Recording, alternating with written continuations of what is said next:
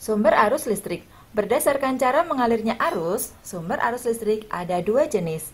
Ada sumber arus searah atau DC, direct current, dan ada sumber arus bolak-balik atau AC, alternating current. Pada arus searah atau DC, elektron mengalir dengan tetap dengan arah yang maju. Kalian bisa lihat pada gambar animasi di bawah ini. Contohnya, terjadi pada baterai, elemen volta, akumulator atau aki, solar cell, dan generator DC. Sedangkan arus bolak-balik, elektron terus berganti arah, kadang maju, kadang mundur. Kalian bisa lihat pada animasi di bawah ini. Contohnya generator AC, genset, dan dinamo. Sumber arus listrik disebut juga dengan nama elemen. Ada dua jenis, ada elemen primer dan ada elemen sekunder. Nah, elemen primer merupakan sumber arus listrik yang apabila energinya sudah habis tidak dapat diisi kembali. Contohnya adalah baterai atau elemen kering dan juga elemen volta. Sedangkan elemen sekunder merupakan sumber arus listrik yang bila energinya habis dapat diisi ulang. Contohnya akumulator dan juga baterai lithium ion pada HP kalian.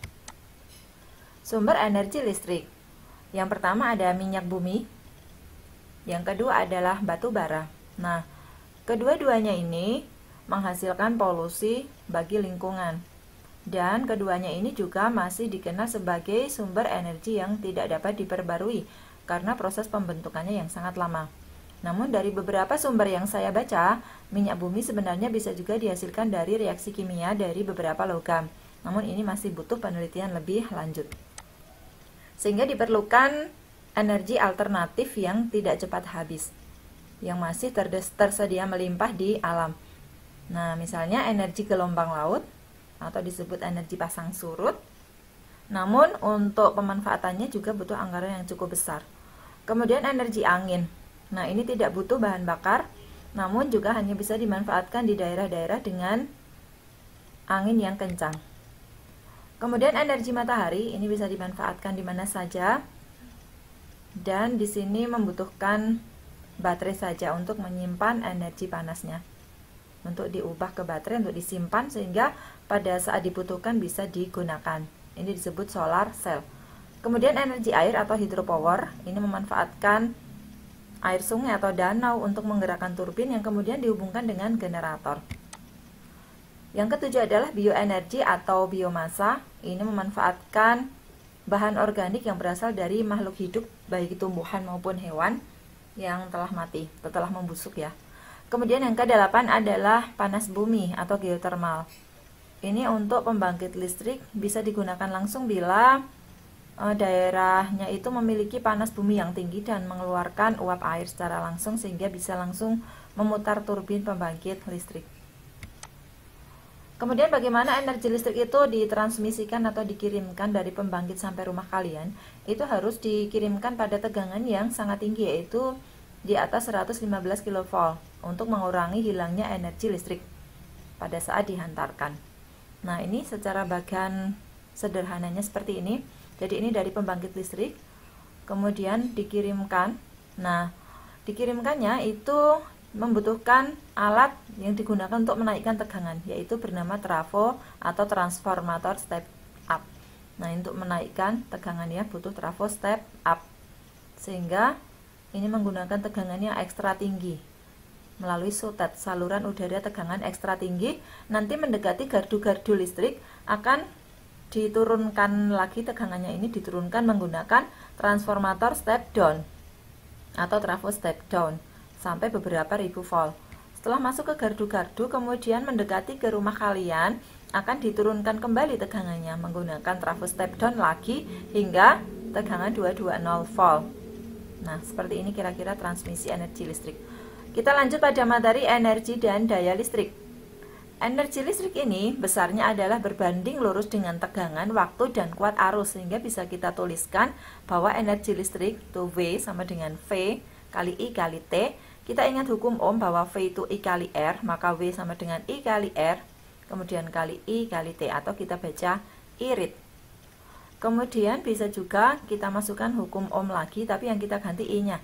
I kita ganti V per R, sehingga V sama dengan V kuadrat per R kali T. Nah, kemudian apa sih daya listrik? Daya listrik ini merupakan besarnya energi listrik yang diperlukan untuk mengalirkan listrik dalam penghantar setiap detik.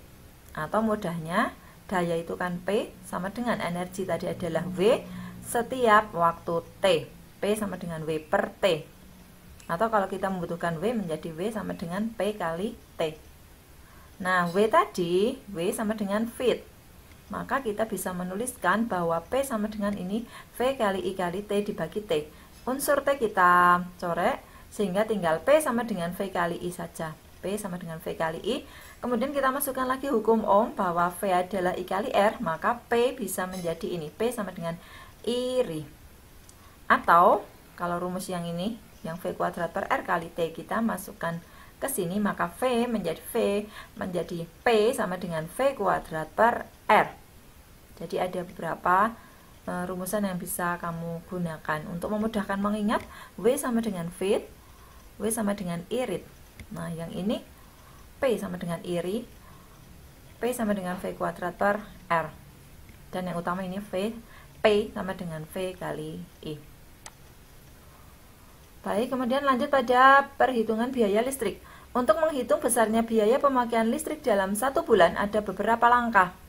Nah, yang pertama adalah ketahui dulu golongan tarif listrik di rumahmu. Lihat tabel ini, misalnya ya, saya screenshotkan sedikit tentang golongan tarif listrik yang terbaru. Nah, ini ada batas daya berapa yang kalian gunakan, dan tarif ini golongannya ikut apa. Kalian bisa mengecek pada meteran listrik atau pada cetakan struk pembayaran listrik dari PLN.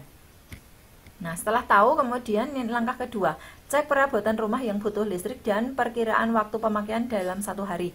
Misalnya kalian punya 5 lampu dengan daya 30 watt dipakai dalam waktu 10 jam, 1 TV dengan daya 50 watt dipakai dalam waktu 6 jam, dan 1 setrika listrik dengan daya 350 watt dipakai 2 jam.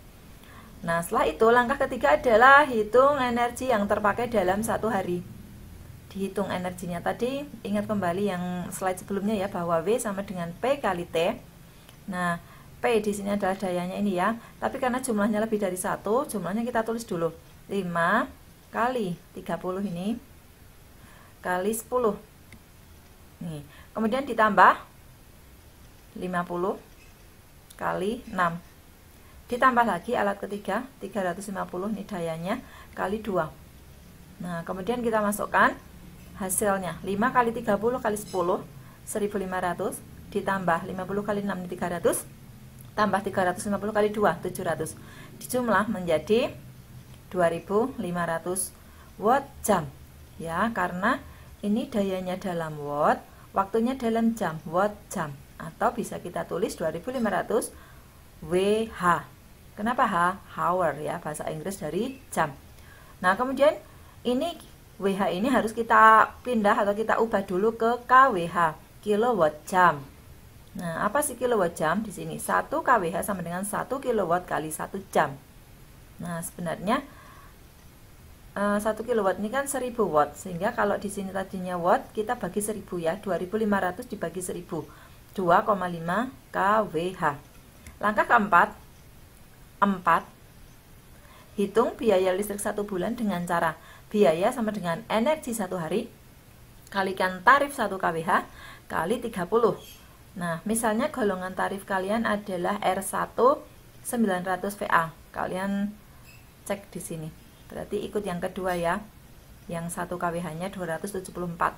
Maka kita kalikan saja energi 1 harinya dalam kWh 2,5 masuk ke sini 2,5 kali harganya 274 nih, kali jumlah hari di rata-rata saja 30 kali 30 menjadi 20.550. Itu biaya yang harus kalian bayarkan kepada PLN. Nah, kemudian ada beberapa upaya agar kita hemat listrik.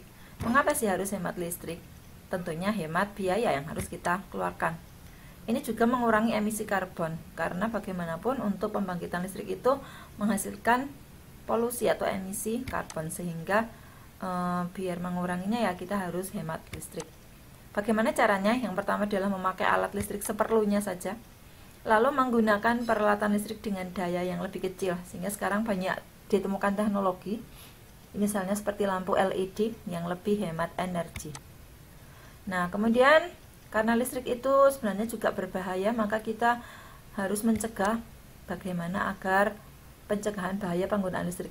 Yang pertama, mencabut kabel bila sedang tidak digunakan, menghindari air atau tangan basah saat menyambung atau melepas kabel, tidak memegang lubang stop kontak atau kabel yang terkelupas.